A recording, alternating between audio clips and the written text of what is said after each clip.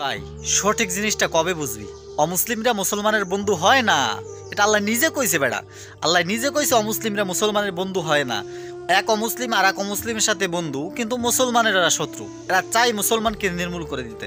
এরা বিরসায় না জামাত, বিরসায় না চরমোনাই, বিরসায় না সারসিনা, বিরসায় না আদ্রসি, বিরসায় না মাইজবান্ডারি, বিরসায় না ওসপাঠি, বিরসায় না জিকিরকারী, বিরসায় না উজানি, বিরসায় না জৈনপুর, বিরসায় না ফুরফরা। এদের মূল টার্গেট মুসলমান। তুমি মুসলমান হইছো, ওদের টার্গেটের নিশানা হয়ে গেছো। এখনো যারা চিন্তা ভাবনা করতে আসো যে অমুসলিমরা, ইহুদিরা, খ্রিস্টানরা, হিন্দুরা আমাগো বন্ধু, তাহলে তোমরা ভুল পথে আছো। আল্লাহ নিজে যে হিন্দু বলছে যে ওরা আমাদের কখনো বন্ধু হয় না, আর ওদের সাথে যারা বন্ধুত্ব করবে কিয়ামতের ময়দানে ওদের সাথেই ওদের হাসর হবে, অর্থাৎ তার সাথেই তাদের উঠতে হবে। এখন অমুসলিমদের সাথে আমরা কেমনে বন্ধুত্ব করি? আর এইটা দ্বারাই বোঝা যায় ইসকন, হিন্দু বলেন, নন হিন্দু বলেন, যত রকম হিন্দু সংস্থা রয়েছে, প্রত্যেকটা হিন্দু সংস্থা তারা চাচ্ছে কি তাদের ইসকনের নেতাকে মুক্তি দিতে। কারণ তারা হিন্দুরা একত্রিত হয়ে গেছে, তাদের গোত্র আলাদা হইল, তাদের গোষ্ঠী আলাদা হইল, তারা এক হয়ে গেছে হিন্দুরা। এরপর গণমিছিল দিতেছে যাতে তাদের নেতাকে যেন বাহিরে বের করা হয়। যা করার তারা নিজেরা করবে। এর দ্বারা তারা এইটা প্রমাণ দিতেছে তারা ঐক্যবদ্ধ আছে। কিন্তু আসলে মুসলমানের ভিতরে এত ভাটল কেন? মুসলমানের ভিতরে এত দলে দলভুক্ত কেন? আপনি সার্সিনা করেন, সমস্যা নাই, চরমোনাই, আডরসি, ফুরপুরা যাই করেন না কোনো সমস্যা নাই, তো আপনার ঐক্যবদ্ধ হন, একসাথে থাকেন, মুসলমান এক ঝাঁকে থাকেন।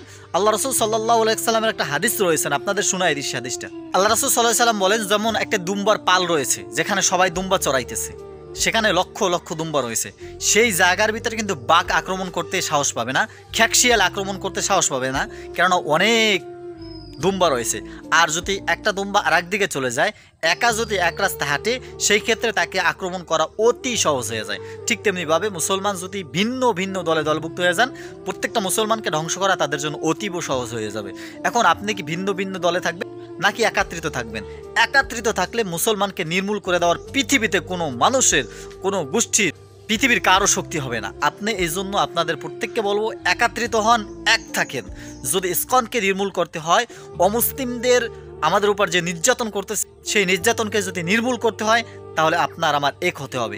যদি এক না হই, তাহলে বিগত দিনে আমরা যেরকম মার খেয়ে আসছি, সামনে সেরকম মার খাইতে হইবে। দেখেন বাংলাদেশের ওলামায়ে কেরাম জেলে গেছে, এইটা নিয়ে আমরা এরকম আন্দোলন করি নাই। লজ্জার বিষয় বড়, আপনার আমার জন্য বড় লজ্জার বিষয়, আফসোসের।